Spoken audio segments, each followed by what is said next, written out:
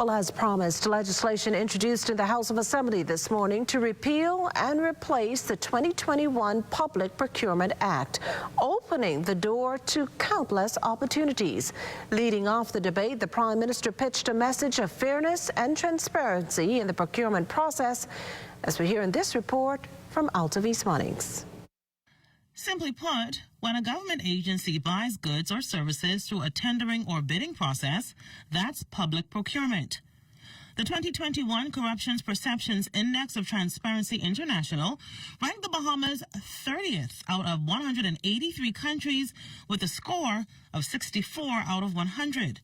Numbers Prime Minister the Honorable Philip Davis vows to change. We believe that public procurement, when used correctly, is a tool to correct some of the historical inequalities in our system. And that's where the Public Procurement Act 2022 comes in.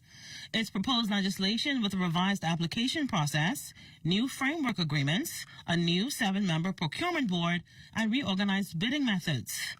As the Prime Minister explains, the revised legislation also speaks to discouraging and detecting procurement abuse while encouraging the development of micro, small, and medium-sized enterprises, female, youth, and family island-owned businesses, as well as elevating financial thresholds for review.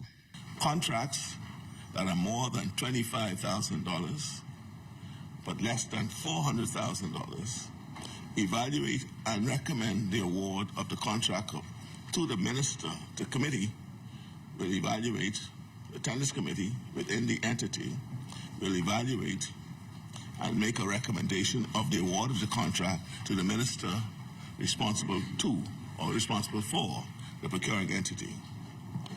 This number was formerly $50,000 to $250,000.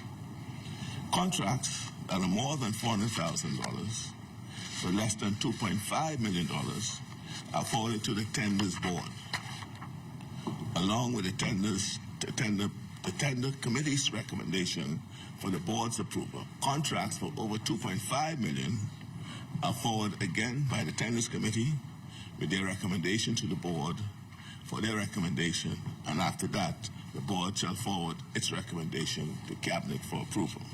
The new bill also seeks to increase transparency by expanding procurement contracts and in awarding those contracts to allow flexibility depending on the contract and the requirements specified for evaluating bidding documents as well as disqualification. Given the significant changes, the reorganization and revision of material provisions relating to bidding methods, and the introduction of several new clauses and definitions, it was determined that repealing the Act would be a better approach than amending the Act. The government's open to comments on the proposed legislation from civil society. Multilateral financial institutions have already submitted their thoughts that were largely incorporated in this new bill.